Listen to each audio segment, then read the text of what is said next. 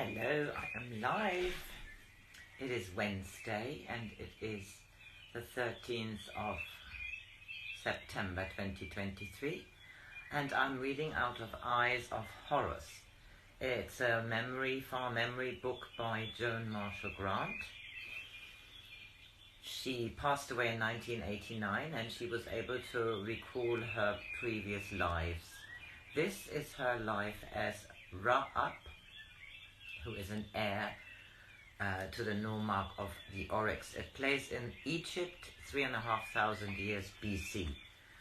And Ra-Up is looking for people who can join the Watchers. He's investigating the other nomarchs in Egypt because they're trying to build an army against the corruption in Egypt. We are now at chapter 5 of the 4th part, and it's Seal of ASHEK. Within a month, Mary had enabled me to put the scarlet scales of Tahuti, the sign that judgment had been given by one of the Eyes of Horus, against 18 of the names in the list Rodan had given me. It was no longer difficult for us to be alone, for her 4 attendants knew of our secret betrothal, and made the rigid etiquette a shield for our privacy instead of a barrier to keep us apart. I had told them of the Watchers, so while Sebek was with them, he did not have to pretend to be my servant. Mary found it even easier than she had foretold to get the wives of the men about whom I needed information to talk freely of their husbands. They seem to think, she said, that men and husbands are as different as hippos and crocodiles, and that all husbands are so like their own that when I marry, it will be their experience I shall need to help me. Sometimes they are too proud to admit that they are unhappy, but they betray themselves without realizing it. You remember Tahu, the wife of the ivory seal in the second hall of audience? Tahu had come with us on the river 3 days before. I had wanted to meet her because her husband was so important and official. I knew he was as old as Heliokios, so I was surprised to see she was young enough to have been his daughter, perhaps even his granddaughter. She wore excess of ornaments, and her hair was so stiff with unguents that it looked like oiled stone. Yes, I remember her, I said. What did you think about her? That she has little to think with, and even less to think about. She has much in common with Mimu, Heliokios monkey, for they are both the indulged playthings of old men. A servant must go to the fruit market at dawn every day to find Mimu's favorite food. Green almonds are her greatest pleasure at this season, and I suspect she packs of the foreign golds, and I suspect that the packs of the foreign goldsmiths are searched for pretty trifles to put in Tahu's greedy little hands, so that she suffers her master to fondle her, just as Mimu lets herself be fondled when she has got what she wants. Mary and I were on an island lying side by side on a grassy bank in the shade of a flame tree.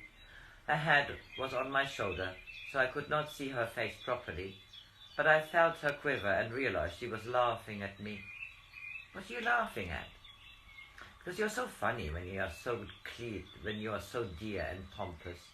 No, perhaps pompous is the wrong word, but you are very disapproving sometimes, Ra. What would you do if a man thought of me as you are thinking of Tahu? I should try to pity him for his affliction of madness, but I should probably be sufficiently impulsive to strike him down for blasphemy. Oh, Ra, I do love you when you are fierce, but you mustn't practice it too often, or when I have been your wife so long that you've grown used to it, you might be fierce with me. After I had finished punishing her for making such a monstrous suggestion, and I found that there is a point under the right shoulder blade where even a goddess may be ticklish, we returned to the subject of Tahu. You think, said Mary, that she's a greedy, overdressed doll whose husband, poor silly old man, is eager to load her with presents to try to coax her to smile at him.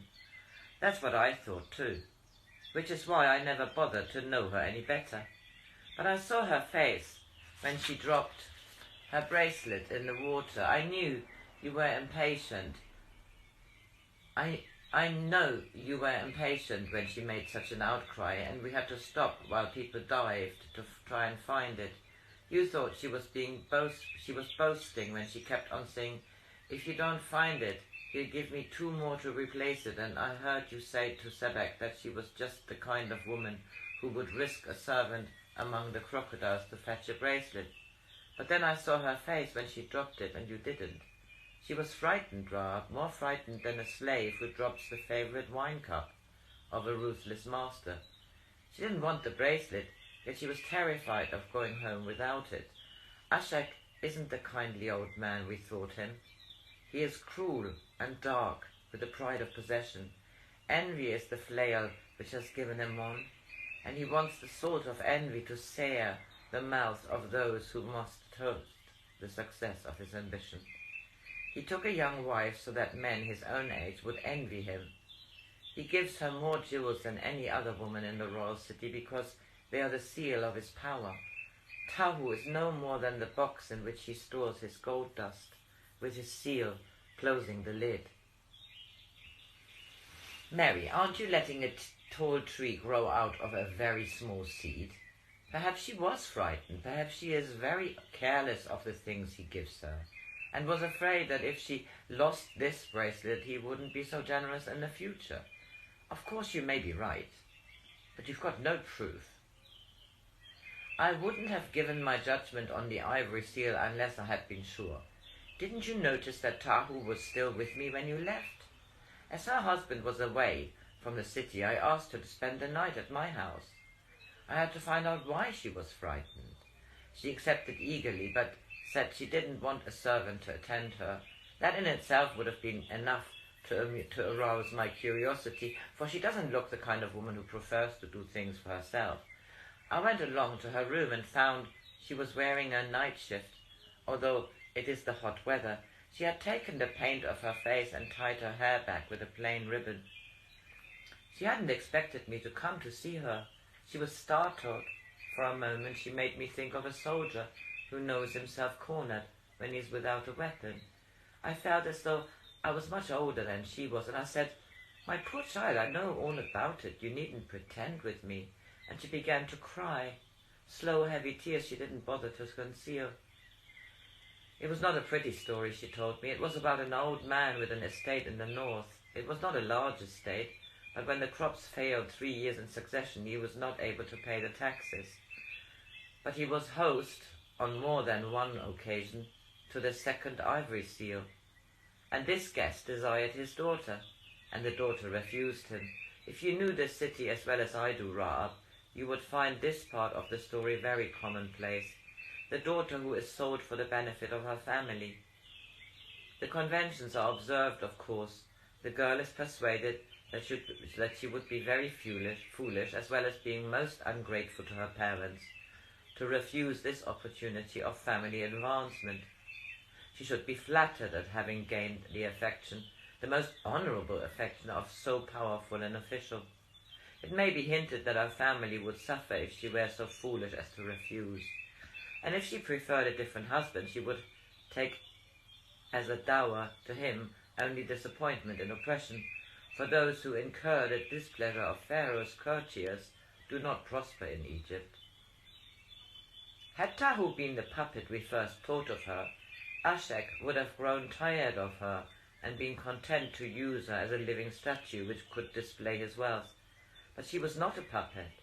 She had the courage to tell him that she thought that though she was his slave by purchase, she was still free, as are all slaves, for man cannot possess another of his kind. She has many jewels. You know the custom, when goods are purchased from a foreign trader, that the purchaser seals his seal on the bond of sale. It seems that ASHEK likes to adopt the customs of foreigners with certain modifications. Each time he brings his wife another gift, he sets his seal as a token of possession. He cannot use the ivory seal, for that would not stand heat. The seal he uses is quite small, about the size of my little fingernail, and it is made of copper. The impression it makes blurs after time into a deep scar, but the hieroglyphic on those which are fresh can still be read. As she told me this, Tahu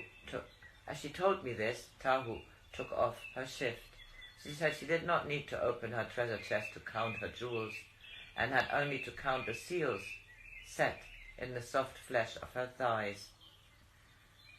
It was 3 days before Mary and I perfected a plan to send Tahu to sanctuary in Hotep Ra.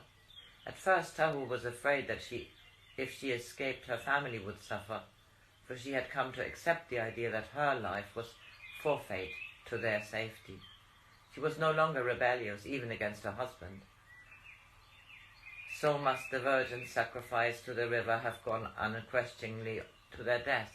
But as we talked to her, hope flickered in her eyes, as though she were a foreign slave who was being promised freedom in her own country. I want to escape. Even you can't understand how much I want to escape, but you don't know how crafty is ASHEK. Somehow he would find where I had gone. He would invent some story that I had been kidnapped or lost my wits, and every soldier, every servant of every small official would be searching for me. Even if I were disguised, they would see this scar on my temple. In answer to an unspoken question, she said, "No, he did not make that scar. I fell as a child and hit my head on the edge of a stone step. They thought I was going to die, but the gods denied me their hospitality and sent me instead to the house of ASHEK." She was trembling. I took one of her hands and Mary the other. "Tahu, you're not alone anymore. ASHEK has no power over you. No power, do you understand? You belong to yourself. You're free. You're going to the oryx, and when the watchers are ready to act, ASHEK will be banished from Egypt.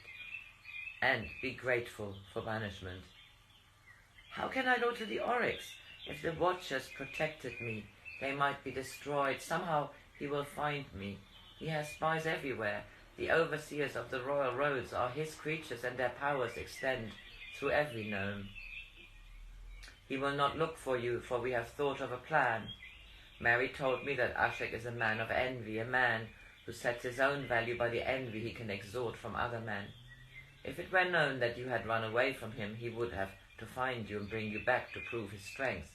But if he could conceal from everyone that he is hated by his young wife, even though he tries to buy her favors, he would be eager to do so.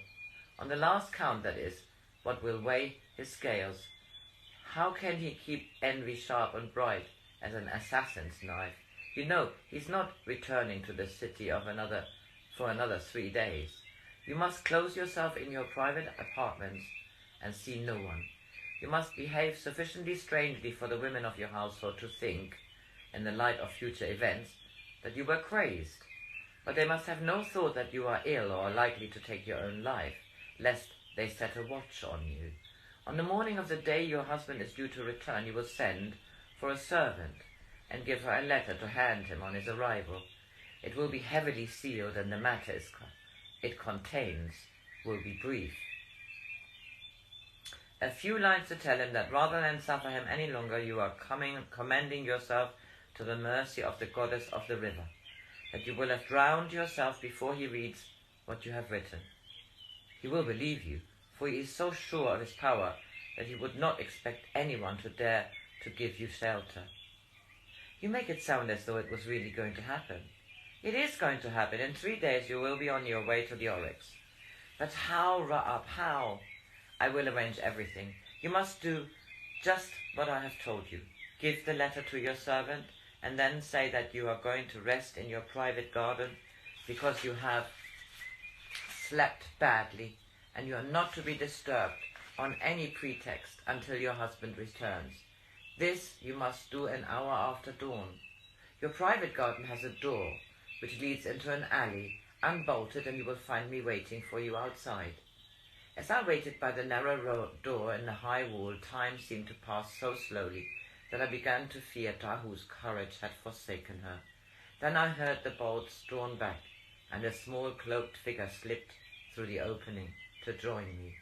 With a whispered greeting I took her hand and led her by the narrow, winding path between garden wall to the poorer part of the city. We were both dressed as upper servants, so no one took any notice of us as we threaded our way through the crowded markets.